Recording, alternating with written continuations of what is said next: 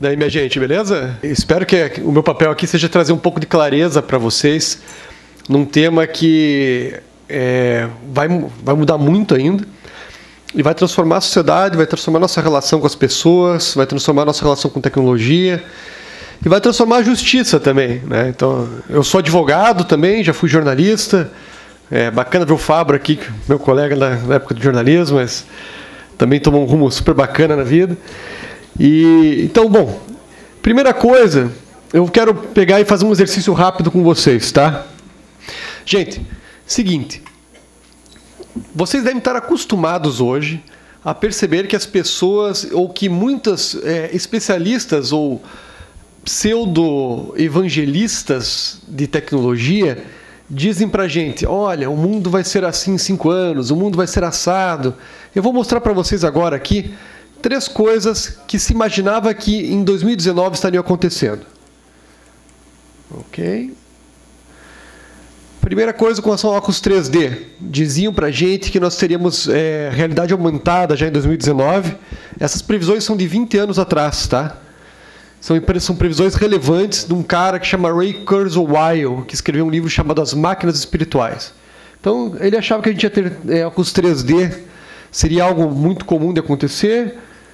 Nós também teríamos aí sistemas de direção automática, que é quase uma realidade. Nós vimos aí que, recentemente, houve uma decisão, inclusive, com um carro do Uber que pegou e bateu e causou ferimentos numa senhora que atravessava uma rua. Nós também, ele achava que a gente teria teclados virtuais, como no filme Minority Report. Ok, tudo bem. Notem uma coisa relevante. E também, esse livro traz alguns exemplos interessantes, como inteligências artificiais, que a gente poderia modular para elas serem personalizadas da forma que a gente gostaria. Ele traz também algumas questões com relação à holografia, que os hologramas seriam reais, e a gente está muito próximo disso. Ele errou, gente, mas ele errou no tempo. Tá? Só que esse é o melhor cara que faz futurismo, vamos dizer assim. Em geral, as pessoas erram redondamente. Então, o meu papel aqui não é trazer nenhum futurismo para vocês, é a gente discutir um pouco mais o presente, mas é muito importante que a gente entenda que cada vez mais a gente não vai ter clareza sobre como o futuro vai ser. E por que isso acontece? Por conta dessa lei aqui, Lei dos Retornos Acelerados, que é uma lei que o Ray Kurzweil traz e diz o seguinte, no fundo o que ela diz é o seguinte, que a cada ano e meio, quando a tecnologia da informação ela entra num setor da vida cotidiana, ela dobra a eficiência daquele setor. Então, por exemplo, com relação a redes sociais, não quer dizer que a gente vai ficar cada vez mais, vai evoluir mais nas nossas relações sociais, mas quer dizer que elas vão acontecer mais rápido, quer dizer que as tendências vão ser comprimidas no tempo e que a gente vai ter que cada vez mais ter um pouco de resiliência para compreender e trabalhar com esse mundo digitalizado que a gente está vivendo, né? E daí a gente pode, assim, para a gente ter um pouco de panorama sobre tecnologia, essa curva vocês podem buscar na Gartner, tá? Que é o Hype Cycle, e ela é uma curva muito interessante para a gente entender como que as tecnologias elas estão se desenvolvendo e como que elas vão se consolidando, né? Vocês notam que tem, assim, em geral, tecnologias novas, elas têm uma curva muito interessante, que elas começam a ter um momento de euforia, que muita gente está pondo dinheiro, que assim, tudo vira assim, essa aqui vai ser a tendência do futuro. E essa curva ela é enganosa porque é um momento que as pessoas estão testando muito. Mas muitos competidores acabam falhando, perdem dinheiro e acabam. E daí você vê aquela parte que está na parte de queda, é o momento em que a euforia baixa. Diz, olha, não é tão fácil assim, nós vamos precisar trabalhar mais. Só que alguns competidores vão indo para aquilo que a gente chama ali de um platô, de um planalto de prosperidade, sabe? Onde já essas tecnologias começam a ficar mais consistentes, né? Essa curva aqui, ela coloca que a realidade aumentada, que a gente viu lá no primeiro slide, tá começando agora a se tornar real. Ou seja, muito em breve nós teremos realmente uma série de produtos, provavelmente começa na indústria isso, mas vai para todas as áreas da vida humana, trabalhar a realidade aumentada, que nada mais é que a gente conseguir conectar informações gráficas, visuais, junto à realidade que nós estamos inseridos, né, via celular, via óculos, e a gente conseguir acoplar elementos virtuais ao mundo real, né? Bom, aí acho que é importante aqui, vocês já devem ter ouvido falar muito de startups, né? Vocês sabem o que é uma startup? Bom, em geral, as pessoas não há um consenso sobre isso, cada um traz uma definição, tá? Mas eu vou trazer 3 definições aqui porque elas são relevantes provavelmente para o trabalho de vocês. Uma definição que é clássica, que é do empreendedor, que é essa que vocês estão vendo, um time provisório, em busca de um modelo de negócio que seja viável, escalável, lucrativo e repetível. É muito importante essa visão. Tem essa segunda visão aqui, que é uma visão legal, que foi colocada na Lei Complementar 167, tá? Ela entra no... essa Lei Complementar 167, ela modifica a Lei Complementar 123, que é do Simples, e traz uma definição para fins de tributação no Inova Simples. Notem que a definição ela acaba sendo muito próxima da definição que a gente viu anteriormente, mas ela fala de uma empresa, na verdade, que tem elementos de inovação, que é algo que, em geral, definições de startup acabam tendo também. Ela também traz uma coisa curiosa aqui, né? Que ela vai dizer assim, a inovação pode melhorar um produto, ou seja, ela pode ser incremental, a gente vai falar um pouquinho sobre isso, ou disruptiva. Só que aqui ela erra, no meu ponto de vista, quando ela fala que um novo produto é um produto incremental. Por uma razão muito simples. Não é exatamente, quando a gente vai estudar a literatura de inovação, que é o que se diz. Tá? Quando a gente vai entender, a disrupção ela é um elemento em que ela acontece, assim, em geral, com um produto que ele não é melhor que os existentes, mas ele é mais barato e ele tem ao longo do tempo, ele acaba sendo melhor e acaba daí desbancando indústrias tradicionais. A gente vai perceber isso. De qualquer maneira, aqui tem um elemento importante que fala das condições de incerteza, tá, gente? Em geral, a gente tem condições de incerteza quando a gente trabalha com relação a startups de inovação. Por fim, eu vou trazer uma última definição que, na verdade, eu vou trazer, que traz aqui 4 passos. Essa aqui é uma definição da engenharia de software e ela é relevante e eu já vou mostrar para vocês por quê. Porque a gente começa a entender que uma startup tem um ciclo de vida até se tornar uma empresa grande ou falir. E daí o que acontece? Esse pessoal, o Crown, que é o cara que faz essa definição, ele fala, existe um momento ali que teve o começo da ideia, tudo, até achar o primeiro cliente, porque na startup o cara está buscando cliente para o negócio dele, para tentar prospectar mercado. Aí existe um momento de estabilização, ou seja, eu começo a atender aquele cliente, mas ainda não está bom o produto. Então eu vou melhorando o produto, talvez eu venha tendo outros clientes, e daí eu consigo estabilizar. E daí, quando eu consigo estabilizar e eu posso começar a escalar, ou seja, eu posso começar a ter novos clientes sem ter uma sobrecarga na minha linha de trabalho, na minha linha de produção, eu começo uma fase que é muito relevante de crescimento, que em geral onde a gente vê que o pessoal começa a ter investimento e tudo mais. É um momento muito interessante de estudar, né? E a maturidade é quando a empresa se torna consolidada já tem uma fatia de mercado relevante, os processos estão bem definidos. Eu trago aqui para vocês, pessoal, para vocês compreenderem, eu peguei a Lei da Liberdade Econômica, que é uma lei jovem, né, desse ano, aí, e coloquei assim mais ou menos onde que alguns dispositivos ela começam a incidir dentro de um ciclo de vida de startup. Isso é relevante. Vamos pensar aqui na Justiça do Trabalho. Uma startup, né, quais são vamos problematizar, né? Quais seriam para vocês assim os problemas que dentro dessa ideia de startup poderia vir controvérsias para o tribunal relacionados a startup e trabalho? Lá no começo, talvez o cara vá fazer um contrato que a gente chama de vesting, que é um contrato em que eu pego eu trabalho por um determinado valor, mas eu posso comprar uma parte da empresa por um valor abaixo de mercado, lá na frente, se a empresa der certo e se as condições objetivas do meu trabalho fizerem sentido. Tipo, eu tinha que era um desenvolvedor. Em geral, a gente faz isso muito com o desenvolvedor. O cara vai desenvolver um produto, só que eu não tenho dinheiro para pagar ele é um cara muito bom no mercado. Então, eu pago parte disso em dinheiro e parte ele pode comprar 10% da minha empresa depois. Então, isso é um contrato de vesting. Ali no começo poderia dar um problema, porque isso pode caracterizar um contrato uma simulação do contrato de trabalho com valor maior. Né? O cara deveria estar ganhando mais e, de repente, ele é só um trabalhador, mas eu estou enganando a justiça. Poderia ser um problema de início. Né? Muitas vezes tem problemas trabalhistas grandes, porque as startups também, e principalmente na parte de que no momento do crescimento isso se torna evidente, ela começa a precisar de muita gente, e daí os problemas começam a somar.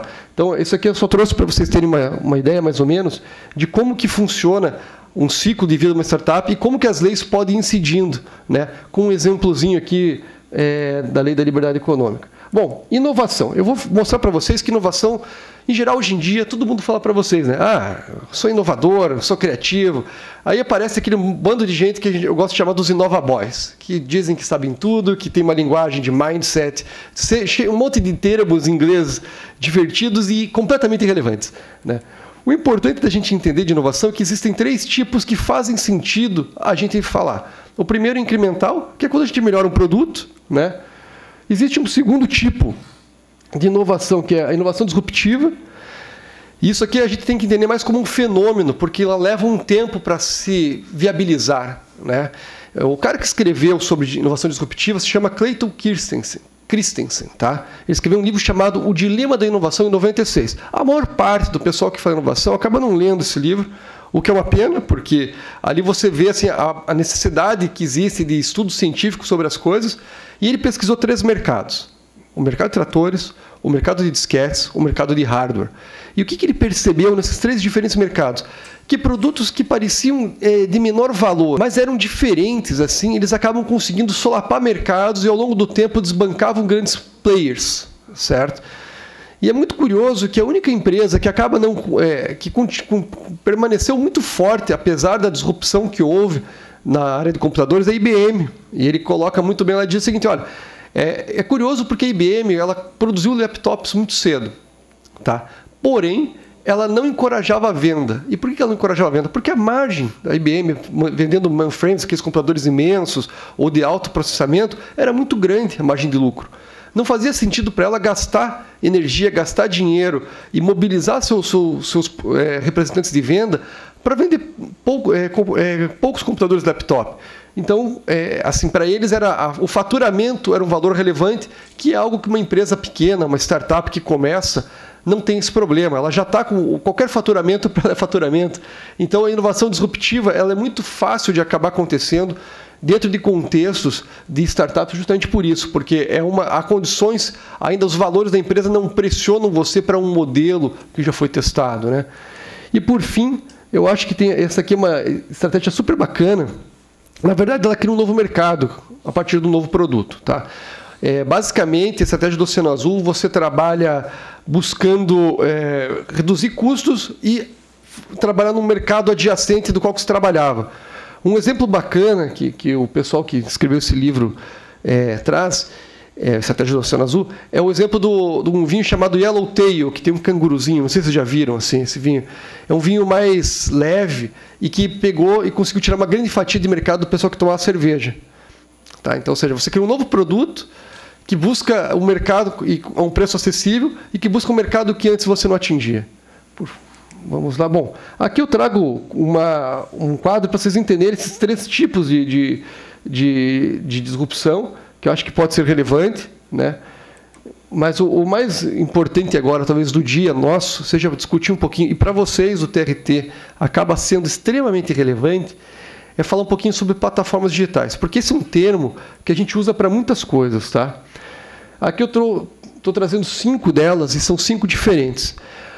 Algumas plataformas digitais podem ser plataformas de crowd work, ou seja, no qual trabalhadores eventuais acabam tendo uma relação de prestação de serviço rápida para um cliente final, e a plataforma ela só faz um gerenciamento, uma intermediação desse trabalho. Tá? Esse tipo de situação é extremamente relevante para questões trabalhistas, de como que a gente, na Justiça do Trabalho, vai pensar realmente que tipo de trabalho é esse, que natureza contratual é essa, né?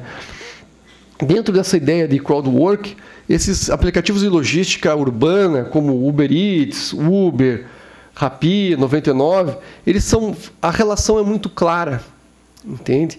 De que existe ali uma prestação de serviço, né?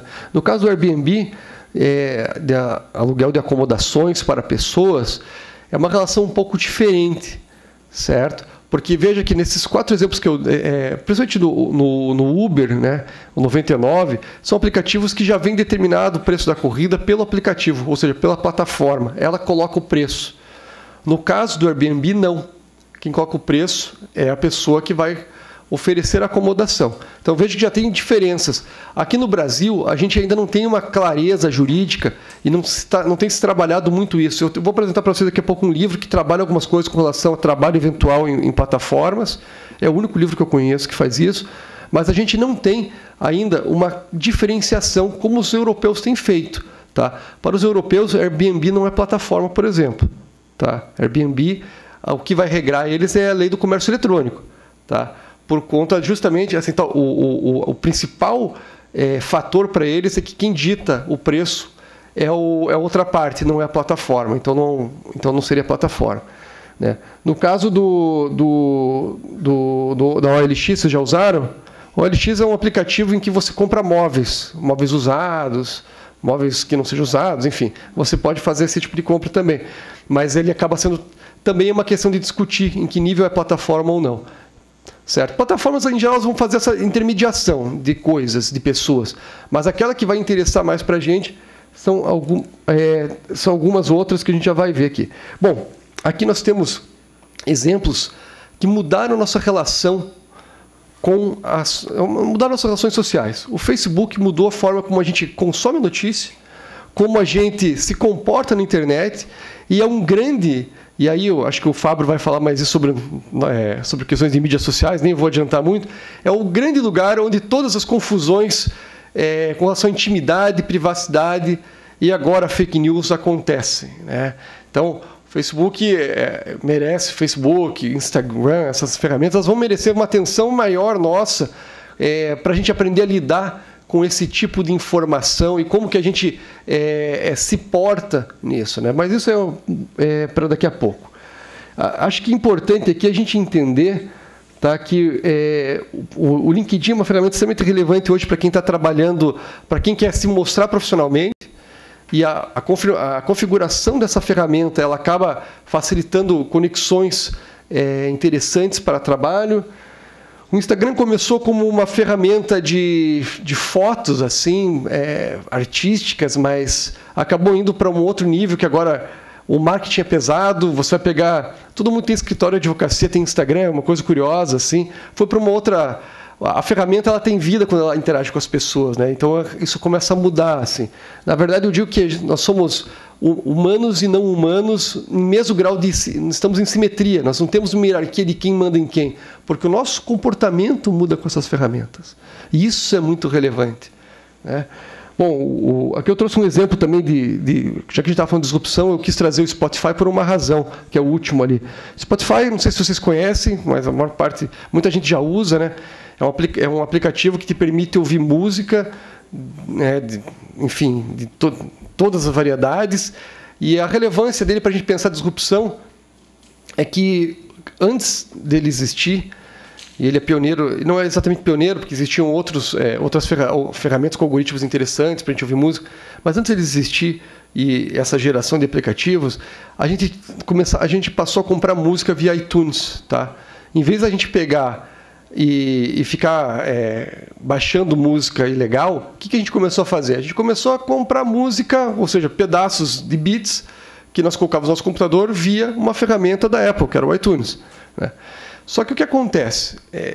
E aqui foi a grande sacada do Spotify. Por que não, em vez de a gente ter um modelo de compra de propriedade, né, de música, a gente não passar para um outro modelo no qual a gente pega e você tem uma assinatura, você paga tanto por mês e você ouve o que você quiser. E é curioso que isso deu certo. Então ele é uma disrupção de modelo de negócio em relação ao modelo anterior do iTunes, que já tinha sido uma disrupção às gravadoras, de como que as gravadoras vendiam música, que era só por mídia física. Né? As pessoas que têm a minha idade sabem disso, né? A gente pegava lá uma fita e uma caneta, ficava rodando, né?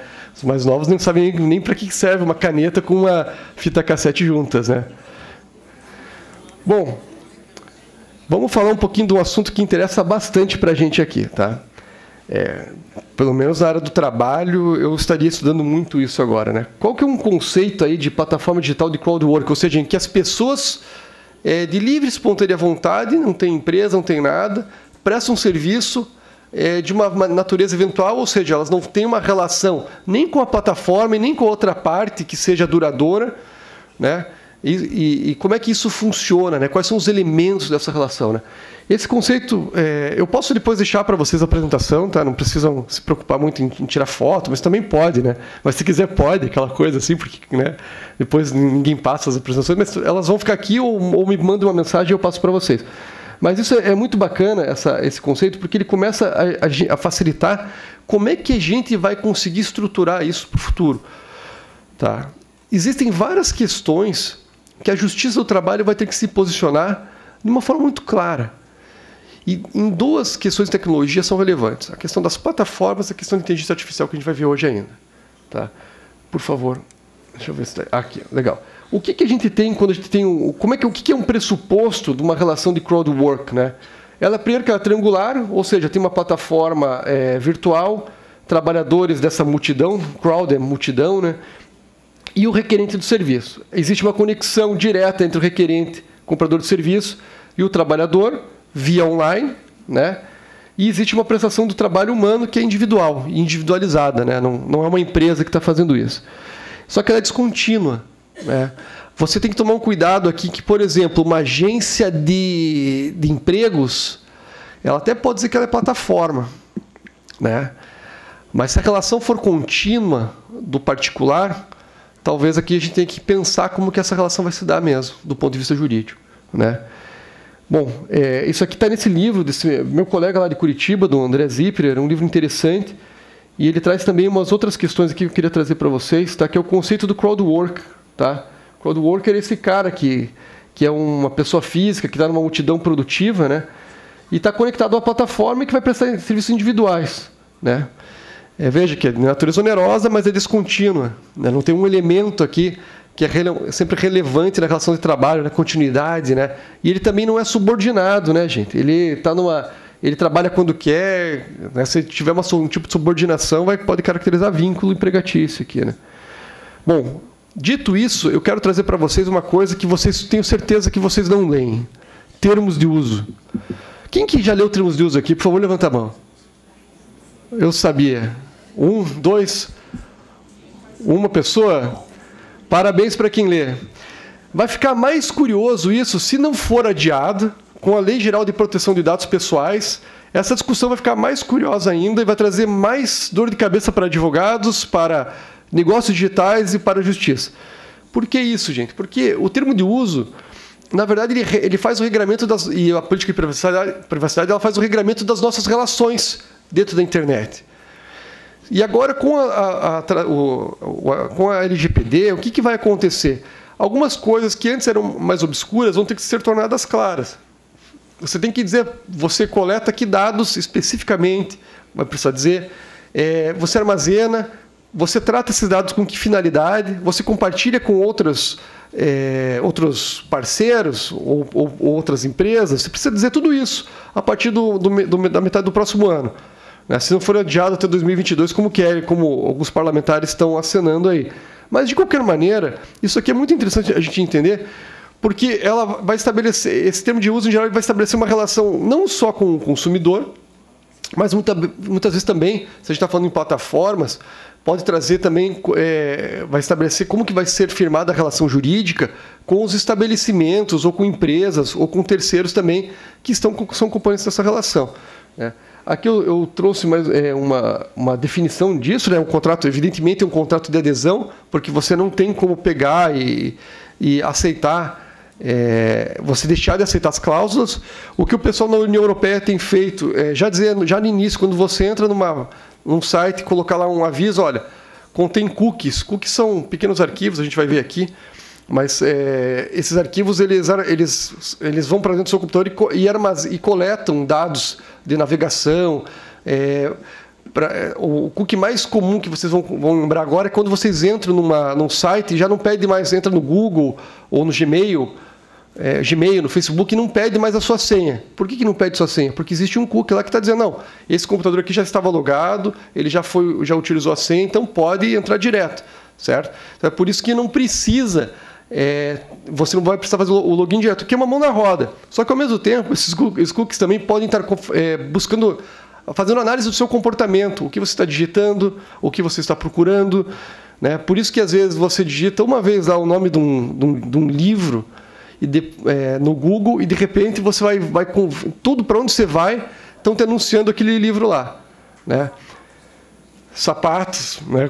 Qualquer coisa, gente, né? Então, assim, o seu comportamento está sendo monitorado. Geralmente, isso é levado de uma forma anonimizada, ou seja, os seus dados pessoais, isso não está atrelado ao seu nome, ao seu CPF, mas está atrelado ao IP da sua máquina, tá? Então, é isso que é o curioso, assim, e é importante a gente entender. Como que o tratamento vai ser, como que é utilizado esses cookies, tudo tem que estar dentro do termo de uso, tá? Ou na política de privacidade. Termo de uso e política de privacidade podem estar sempre juntos num documento, o que já foi mais frequente, mas agora o pessoal está separando por várias razões, até porque, provavelmente, com a LGPD, muitas vezes, você vai precisar atualizar mais frequentemente a tua política de privacidade. Colocou um novo parceiro com quem você vai compartilhar dados, você tem que avisar o usuário. Então, esse dinamismo fez que as duas coisas fossem separadas, tá, gente? Outra coisa relevante com relação a isso é que se a pessoa não... o que o pessoal tem feito, tá? Em geral, qualquer site dentro da União Europeia que você entre, que esteja de um país dentro da União Europeia, você vai perceber que já vai avisar de cara que o site tem cookies. Se você colocar não, você não acessa o site. Então, tudo bem, todo mundo está avisando que tem que ter, né, que vai utilizar cookies para coletar alguns tipos de dados. Não dá mais para ser daquela forma genérica, não vai dar mais para ser daquela forma genérica, eu vou coletar os dados para melhorar a experiência do usuário. Não disse nada, né, gente? Você tem que ser mais específico. Você usa o quê? A maior parte das vezes, né, e os clientes dizem isso, né, eles usam para remarketing. O que é remarketing? Justamente essa operação que a gente falou agora. Digitou sapato lá, vai aparecer onde você for, se você quer comprar algum tipo de sapato, né? Bom, vamos passar aqui adiante. Aqui a gente vai entrar já em segurança digital, que é algo importante, gente. E vamos lá, que esse aqui é um tema complexo. Alguns meses atrás, vocês devem lembrar dessa notícia, quando ficou claro que os dados, aquilo que a Alexa, que é esse aparelho, vocês conhecem a Alexa? Tá. Alexa é um aparelho da Amazon, né, que ela te traz informações, tudo, e provavelmente ela vai acabar fazendo muito mais coisa, vai organizar a sua casa, você vai poder acender as luzes, apagar, fechar a casa, vai poder fazer muitas coisas curiosas e interessantes com uma Alexa. Mas ela é uma inteligência artificial da Amazon e que ela está sendo treinada. E você, na verdade, está ajudando o treinamento dela sem saber. Ou, agora, na verdade, se você fosse ver o termo de uso dela, provavelmente você entendesse como que isso se dá.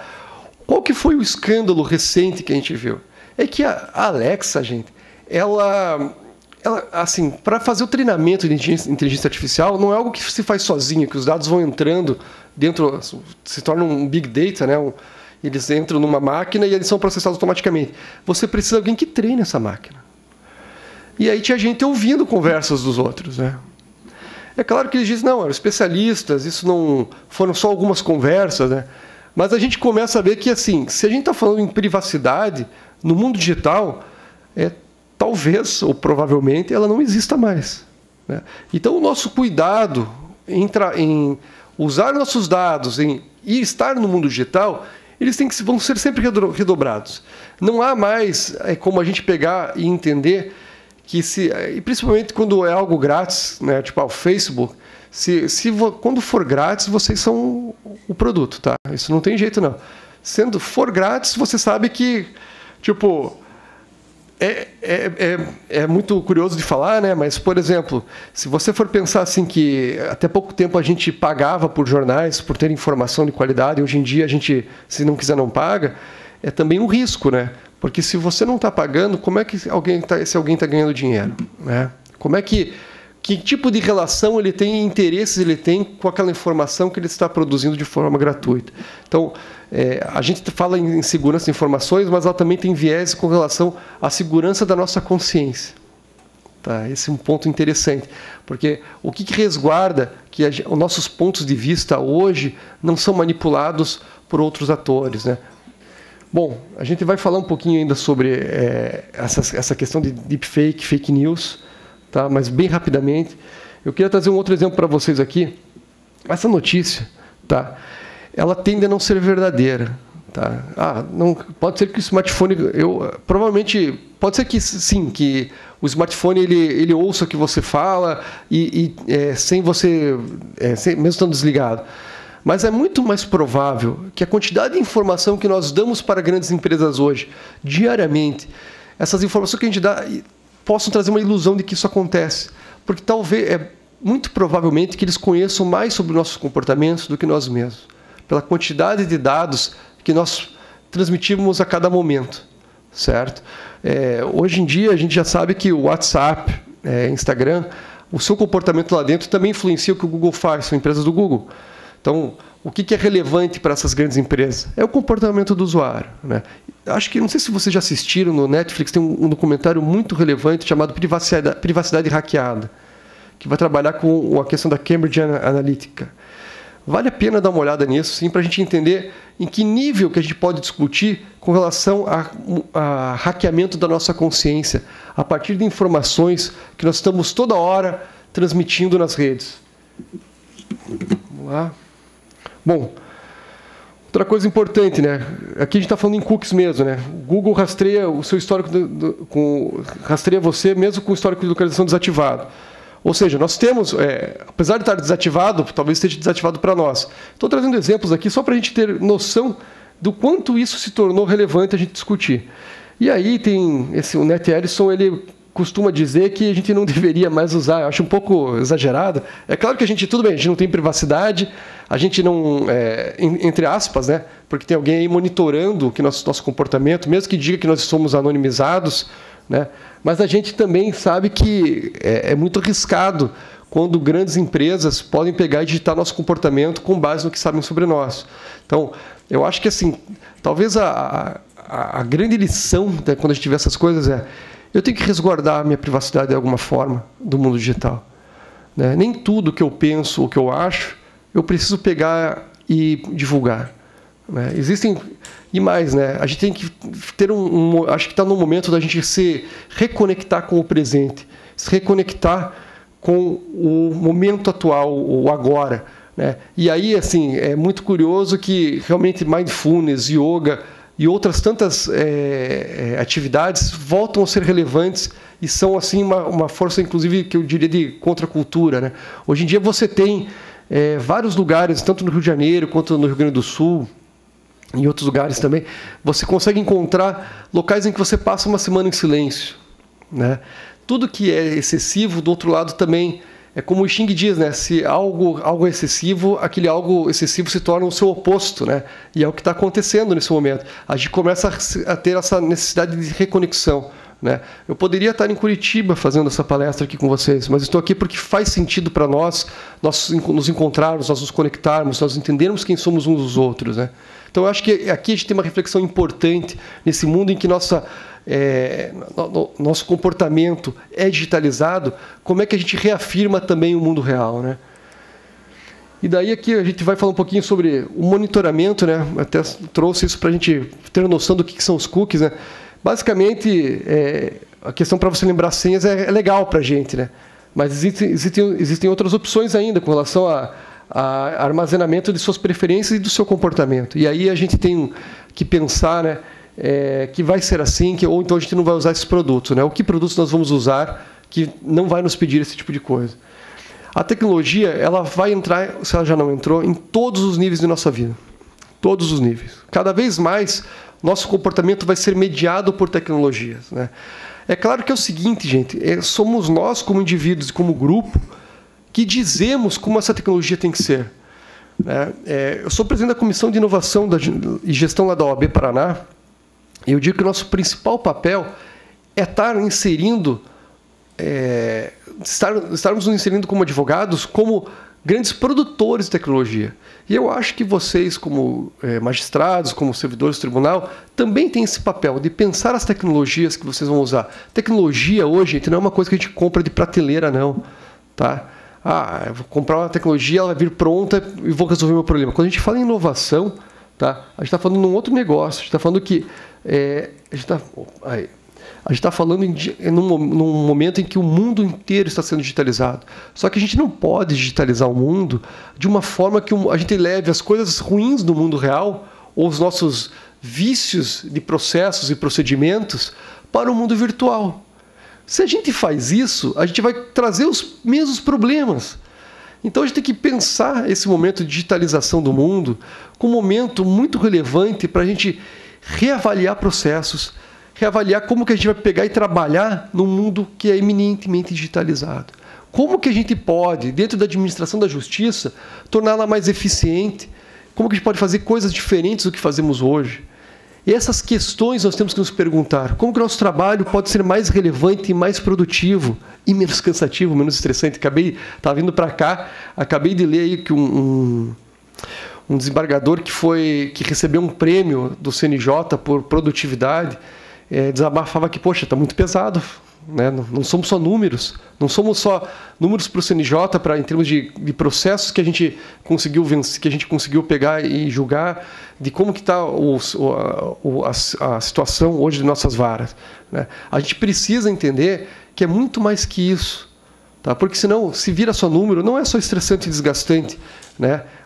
Há a questão do esgotamento mental, sim, mas será que a gente está fazendo aquilo que a gente deveria fazer de uma maneira que seja realmente de acesso pleno à justiça, ou que seja de uma forma justa para todos, ou nós estamos dando atenção com empatia para as pessoas que estão vindo requerer prestação judicial? Então, esse é um momento que a gente começa a pensar que a gente tem que ter um modelo mental que facilite, que a gente traga inovação, que inovação não é só criação de tecnologia, é mudança de processo, de mentalidade, de comportamento de quem faz a gestão desse processo e está inserido nessas atividades, né? Então a gente tem que começar a pensar como é que a gente vai trabalhar esse novo mundo, dentro desse novo mundo digital, né? Aqui eu só trago isso rapidamente, não vou falar sobre a questão de comportamento nas redes, mas acho que a gente tem aí um novo, traz não só novos temas, como novas possibilidades para julgamento. Isso significa que a gente tem aqui algumas questões econômicas, questões sociais que são emergentes, tá? Então a gente tem que ficar, eu acho que essa questão a gente está num momento que a economia da atenção, sim, né? Nós estamos num momento em que a reputação se torna artificial, porque pessoas compram seguidores, pessoas nas redes sociais, as pessoas buscam um tipo de status simbólico que até pouco tempo ele era feito no mundo real apenas, ou em jornais, que eram os intermediadores das nossas relações, né? Mas eu acho que a gente tem que pensar que tudo isso aqui vai impactar na justiça de uma outra forma. E aqui eu trago um slide. Essas duas questões, verdade, né, e influência artificial, são duas tendências anuais trazidas por um pesquisador chamado Rohit Bhargava, tá? E elas são relevantes porque o cara só faz tendência por um ano, ou seja, a margem de erro dele é menor do que falar daqui 20 anos, né? E ele traz duas coisas relevantes para a gente. Ele diz o seguinte, que a verdade hoje tem um problema de mídia. Para vocês dizerem o que é verdade, a quem vocês recorrem? Claro que ninguém aqui mais recorre a grupo de WhatsApp, porque já está batido, né? A gente sabe a quantidade de manipulação que isso pode trazer para a gente, né? Mas quais são os veículos que a gente recorre? O Yuval Harari, no último livro dele, 21 lições para o século XXI, ele diz que existem duas formas da gente combater fake news, tá? A primeira é, pague pelo conteúdo que você consome informativo. Por que isso? Porque se você está pagando, o cara tem uma relação, quem está lhe prestando serviço tem uma relação com a credibilidade maior do que aquele que não paga. Em segundo lugar, ele diz, leia artigos científicos. A Terra é plana, leia artigos científicos, né? Eles trazem outras... a gente começa a ter um mecanismo mais sofisticado de analisar o que é verdade e o que é opinião. A gente tem que separar isso muito bem, né?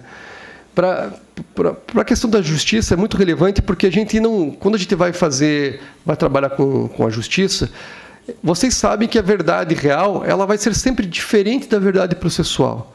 E aí tem uma coisa curiosa: quais são os elementos digitais que nós temos hoje para que a gente possa fazer as provas nesse mundo digital? Isso muda muito, né? Antigamente o que eu pegava? Eu pegava um cartorário, ia até algum lugar, fazer ele certificar o que ele viu, beleza. Hoje em dia eu tenho que trazer esse cartorário para uma relação digital que ele vai ver, vai notificar. Existem outras formas de fazer isso. Algumas startups, sim, estão começando a fazer isso. No Paraná tem uma delas, que é Verifact, que começa a buscar formas de como que vai fazer prova no meio digital de uma maneira que seja entendida pela justiça como fidedigna à sua fonte, né? Que ela é veraz, né? Essa sempre vai ser a questão. Mas são coisas que a gente tem que começar a pensar. Como que a gente pode melhorar os nossos meios de prova digital, né? Outra coisa relevante. Vocês devem ter ouvido falar já sobre codificação da vida, né? A gente começa num movimento que ainda é muito tímido, tá? Que é você ter uma nota lá no Uber, né? Você tem uma nota que te classifica no 99, notas, né? Você vê a nota no motorista, né? Nós estamos começando um processo de começar a quantificar quanto vale a vida ou quanto vale a sua reputação. Em algum momento, isso pode se tornar crítico quando trabalhar com questões de direitos fundamentais. E aí a gente tem que ficar muito claro para nós como é que nós vamos agir, né? Talvez a grande fronteira hoje de pensar tecnologia e inovação é trabalhar esses temas conectados com direitos fundamentais.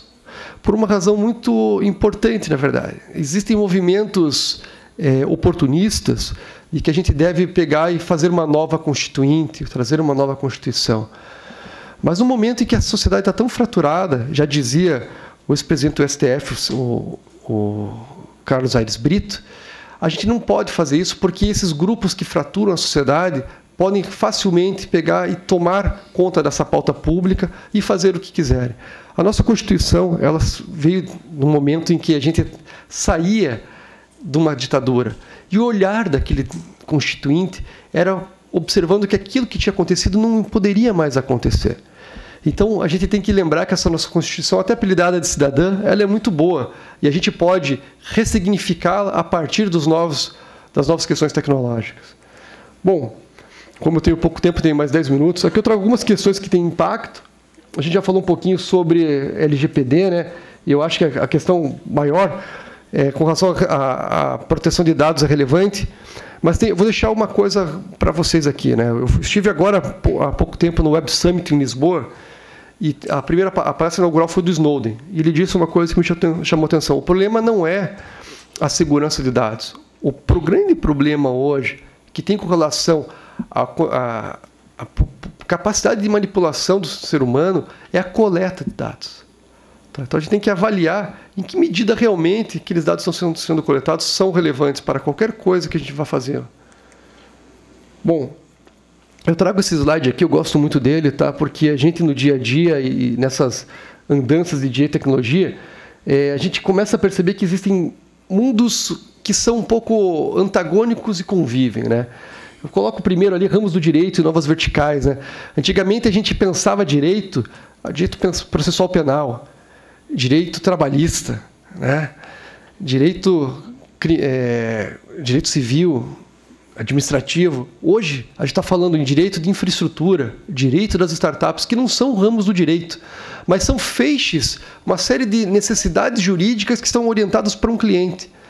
Não são meramente, e eu fui muito preconceituoso já com relação a isso, não são meramente assim, questões que a gente diz, não, isso aqui é um modismo, vai passar.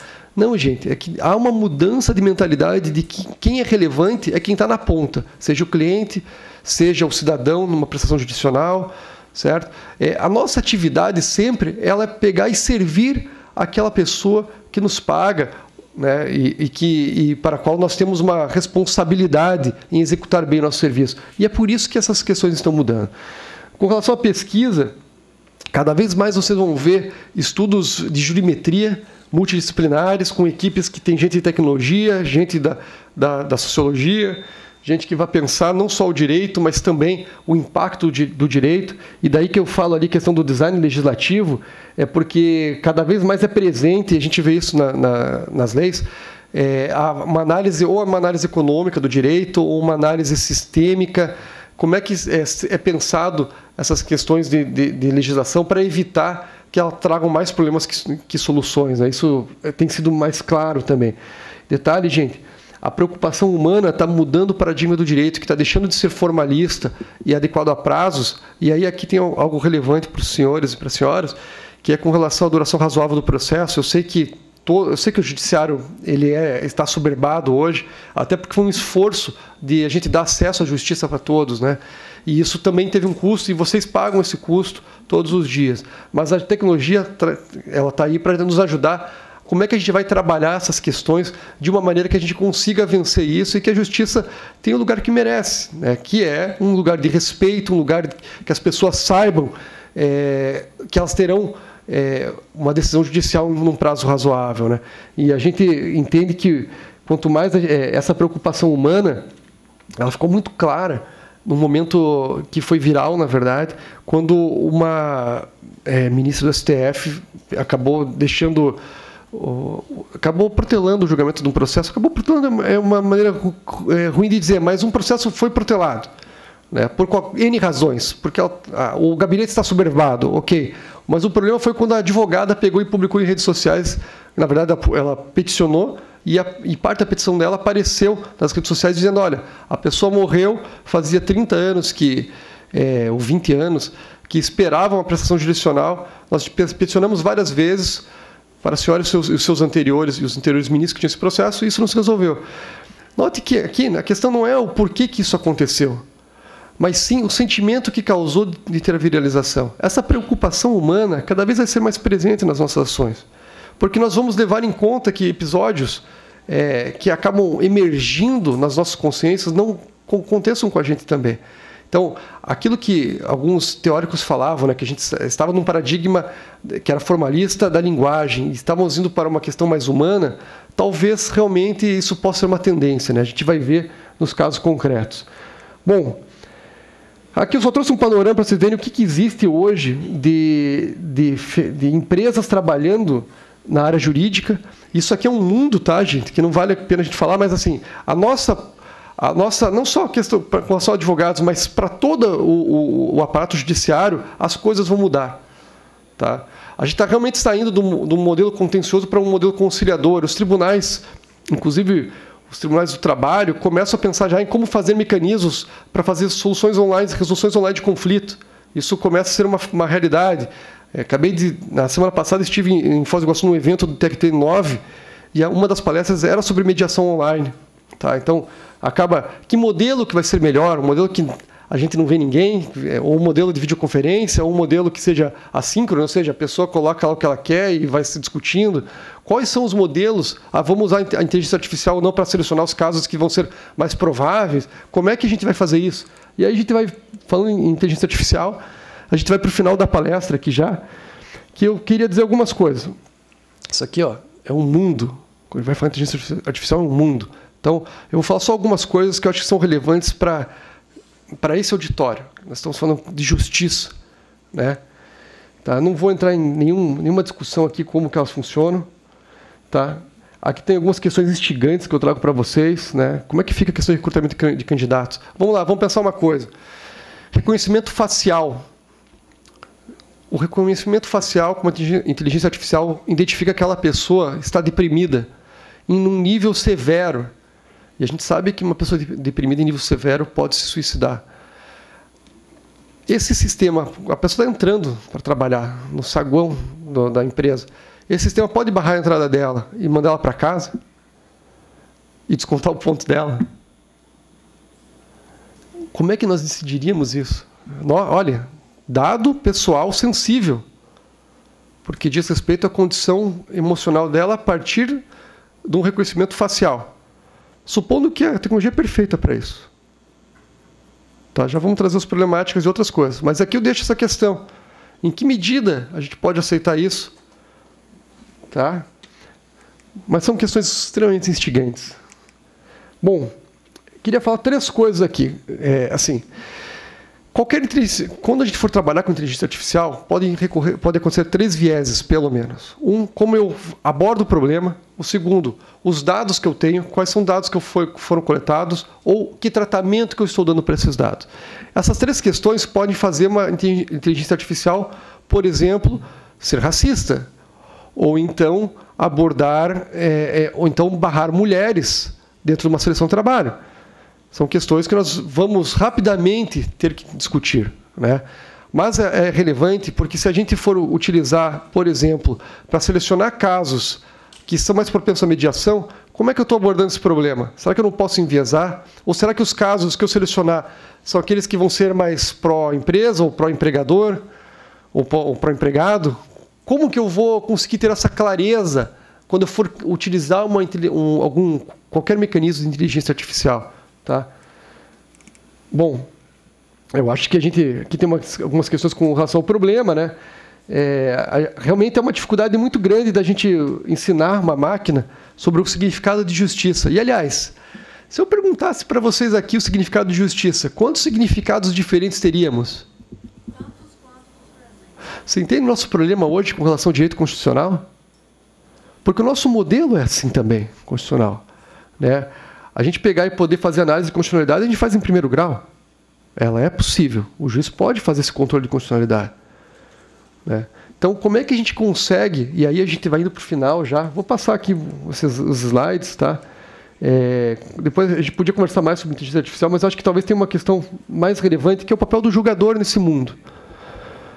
Se a gente tem cada uma Constituição na cabeça, como é que a gente pode chegar num acordo, um novo pacto social, em que a gente consiga ter um acordo mínimo para que a gente não trabalhe de uma maneira fraturada nesse país?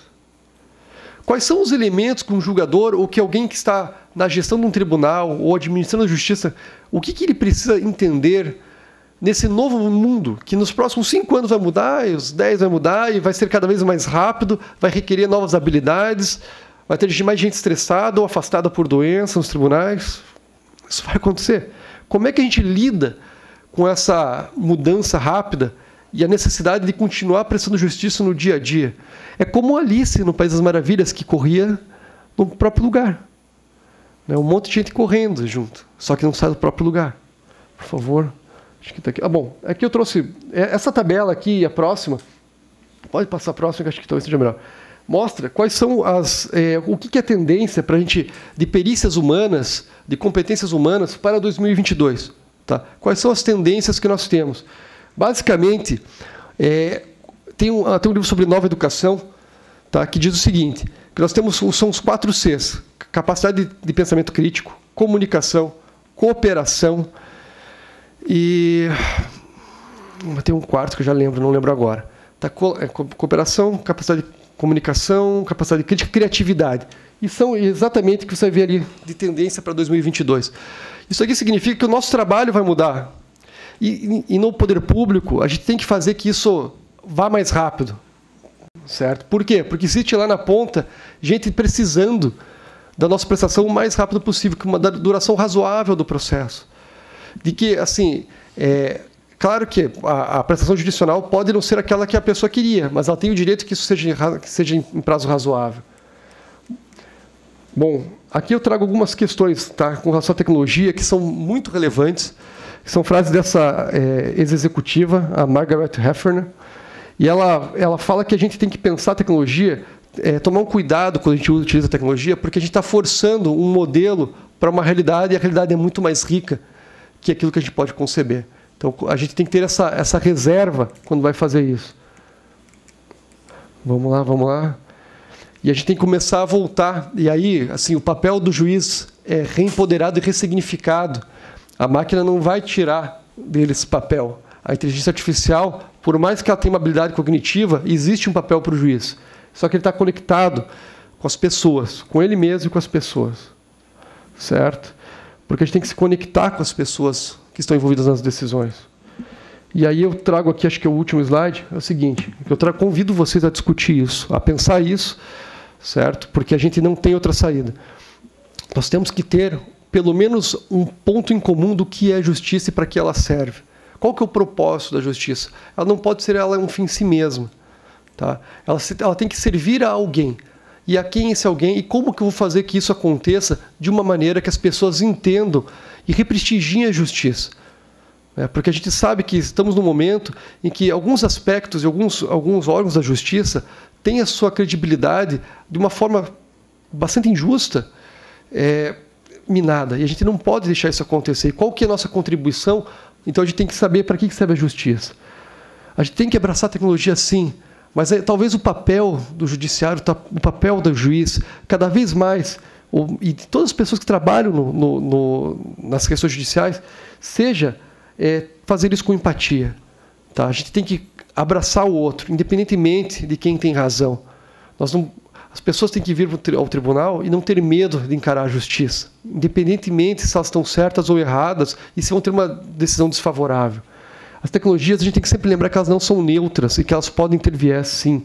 Né? E que a realidade, e eu sei que aqui é muito difícil, principalmente para o corpo de magistrados, tá? A realidade está fora do escritório, sim, mas sempre há uma dificuldade muito grande e é um risco de sair do escritório.